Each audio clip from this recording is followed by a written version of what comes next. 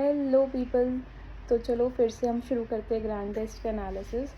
So the question here is 8 year old boy जिसको chief complaints हैं burning micturition की, numbness in hands, heat tolerance and decrease visual activity. तो कौन कौन सी चीज़ें इन्वॉल्व है? बर्निंग मिक्चुरेशन मतलब यूरोलॉजी, नमनेस इन हैंड्स उसका associated feature, heat tolerance intolerance भी associated feature, and decreasing visual activity मतलब ऑफ्थैल। ठीक है, तो यूरोलॉजी और ऑफ्थैल मेनली। ठीक है, उसके बाद उन्होंने बोला further evaluation reveals skin angiokeratosis, derma involve हो गई, okay, and decrease renal function.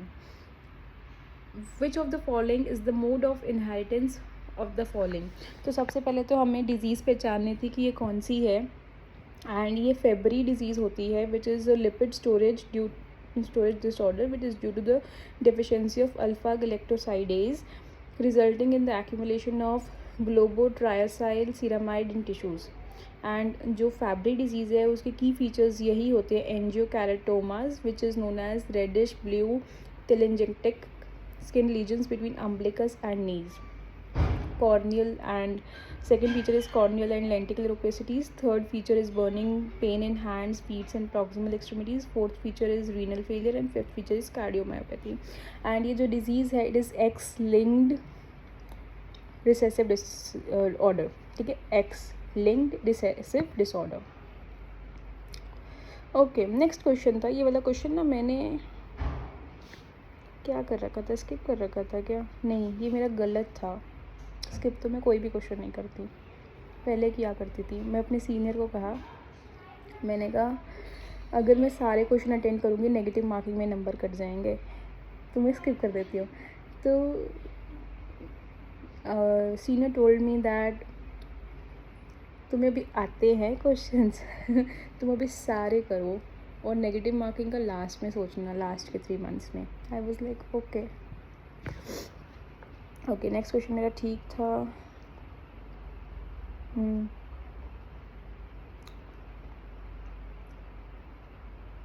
अगला क्वेश्चन है 45-year-old man was brought to casualty with a history of severe chest pain, ठीक है, which was radiating to back and difficulty in breathing following several episodes of vomiting। back pain था, difficulty in breathing था, vomiting थी, pulse rate was 110 beats per minute, BP was 80/50 mm of Hg। on examination there is palpable crepitus over the chest wall। which of the following statement is false regarding the condition? मेरा answer ठीक है ये, वैसे बड़ी question अच्छा है। Let me discuss this is a condition जिसमें बियोरहेव्स syndrome बताया गया है, एंड इसमें जो फॉल्स स्टेटमेंट थी वो था कि cervical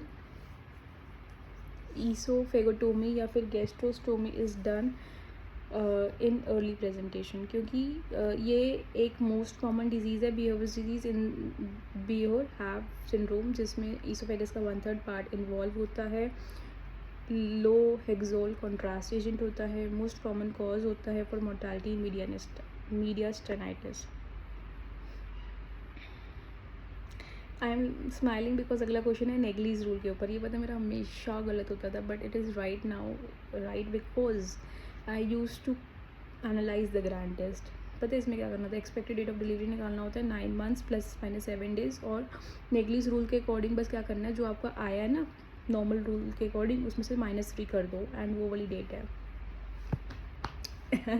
this appreciation is because I have did so many times this same question wrong, क्योंकि सिर्फ नंबरिंग बदलता है एंड दे आस्क कि नेगलीज रूल के अकॉर्डिंग क्या एक्सपेक्टेड डेट ऑफ डिलीवरी है। But once I said to myself कि analysis कर ले, एंड जब मैंने कर लिया मुझे समझ आ गया, फिर ये कितनी बार क्वेश्चन आया, आई डिड इट राइट, इसलिए I have to appreciate myself on small wins। Okay, next question is in patient with acute respiratory distress syndrome which of the following cells are the major cause of the tissue injury? ARDS में क्या होता है, कौन सा cell main cause होता है injury का? That is neutrophils. And पता है मैंने यहाँ पर आंसर क्या मार्क कर रखा है? ईओसिनोफिल। एंड वो भी क्यों मार्क कर रखा है ईओसिनोफिल? मैंने सोचा कि AEC का लेवल बड़ा होता है, that is acute eosinophil count, इसलिए मैंने ईओसिनोफिल कर दिया, but the answer is neutrophil. And इन्होंने बस ठीक है neutrophil. Okay, next question is about herd immunity. They are asking which statement is false. So first point, जो मेन थिंग है ना इसमें herd immunity में, it is not possible to achieve 100% herd immunity against a certain disease, but studies have shown that it is not necessary for disease control. Herd structure is never constant, it is subject to constant variation because of new births, deaths, and population mobility. An ongoing immunization program will keep up the herd immunity at the level of the very high level. Herd immunity होता क्या है? It is the protection of the community against a particular disease by vaccination या फिर immunization. तो इन्होंने क्या क्या दे रखा है, इन्होंने पहला पॉइंट हमसे पूछा कौन सा गलत है. पहला पॉइंट इन्होंने दिया, it refers to the group protection beyond with what is afforded by protection of immunised individuals, right. ठीक है. Vaccination allows the possibility of 100% herd immunity against the disease, this is also right. पता मैंने ये वाला statement choose किया था कि 100% नहीं हो सकती, बिकॉज आई वॉज थिंकिंग कि 100% कहाँ हो सकती है. Nothing is idle in this world, but they have said this statement is right, so this statement is right. Third next point is, it is affected by presence and distribution of alternative animal hosts, this is also right. The next statement is, it does not protect the individuals in the case of tetanus, it protects. Okay, the next question is, I did it right, ये गलत है. 7-year-old boy presented with dwarfism, skeletal abnormalities. Upon examination, the abdomen was distended with no hepatosplenomegaly. The child was assessed and was found to be of normal intelligence. Which of the following mucopolysaccharidosis could be likely the cause? तो देखो क्या क्या है यहाँ पर. 7 साल का लड़का है, ड्रॉफिज्म है, स्केलेटल एबनॉर्मलिटीज़ है. ड्रॉफिज्म मतलब हाइट छोटी है, स्केलेटल एबनॉर्मलिटीज़ है. अल्ट्रासाउंड किया तो हमें कुछ नहीं मिला, नो मेगेली, ना हेपेटो ना स्प्लीनो. चाइल्ड का इंटेलिजेंस भी नॉर्मल था. तो कौन सा म्यूकोपॉलीसेकेराइडोसिस यहाँ पर हो सकता है कॉज में? तो उन्होंने बोला कि ये जो है ना, बोथ ऑफ दिस फीचर्स की एब्सेंस ऑफ हेपेटोस्प्लीनोमेगेली या फिर preservation of the intelligence, this is the diagnosis of Morquio's disease. And in Morique's disease, there is deficiency of N-acetylgalactosamine 6 sulfatase. Something new to learn. Okay, next question is, which type of tympanogram would you expect to see in patient with serous otitis media? So that is B type tympanogram, which is expected in patients of serous otitis media. Next question is, what is the upper limit of the serum lithium which a patient is said to have lithium toxicity? So lithium toxicity is considered when the blood concentration reaches to 1.5 milliequivalents per liter. And lithium toxicity के लिए आपको dialysis करना पड़ता है. तो 1.5 milliequivalents से ऊपर है तो मतलब it is lithium toxicity.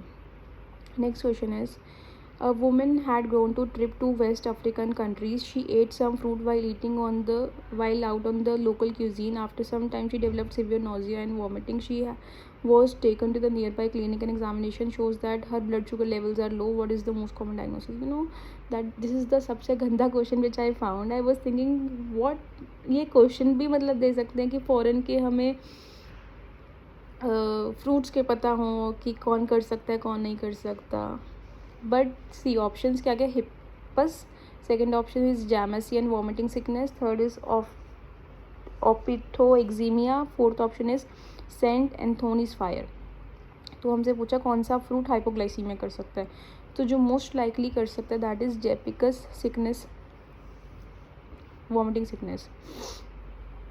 And वो क्या होता है, एक फ्रूट है जिसका नाम है एकी फ्रूट, ACKEE. एकी फ्रूट जो होता है, it grows on blighia sapida tree which is the common ingredient in the West African and Jamaican cuisine. Unripe ackee fruits contain heat stable toxins hypoglycin A and B. जो resulting syndrome है that is severe vomiting and hypoglycaemia. ठीक है, तो कौन सा fruit है वो, एकी फ्रूट है जो क्या कॉज करता है, जेमिसियन वॉमिटिंग सिकनेस. अगला मेरा क्वेश्चन ठीक है, ये भी ठीक है, ये भी ठीक है.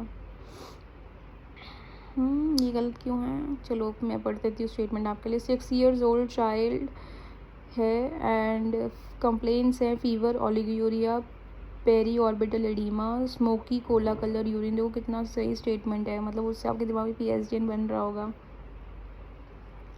2 years after recovery from sore throat, his renal biopsy image is given below. Which of the following statement is false about this condition?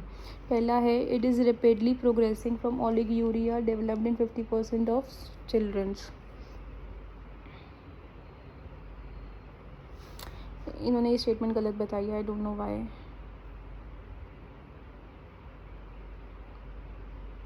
And अगली स्टेटमेंट थी it is form of proliferative glomerulonephritis.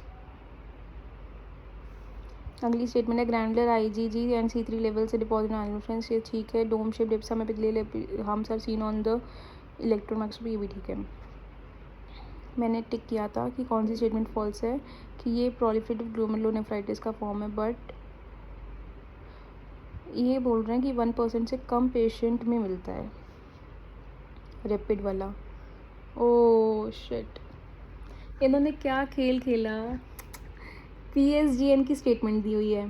हाँ, PSGN अगर complicate हो जाता है तो वो किस में कन्वर्ट हो जाता है, RPGN में। मतलब ऐसा होता है ना 95% स्टेरॉइड से ठीक हो जाते हैं PSGN वाले, और जो 5% ठीक नहीं होते वो RPGN में चल जाते हैं, मतलब रैपिडली प्रोग्रेसिव ग्लोमेरुलोनेफ्राइटिस। तो इन्होंने स्टेटमेंट में लिखा है अ रैपिडली प्रोग्रेसिव फॉर्म, और वो तो लेस देन 1% पेशेंट्स में ही होती है ऑफकोर्स, है ना। जब PSGN का 5% जा रहा है तो ओहो, ठीक है, ये गलत है।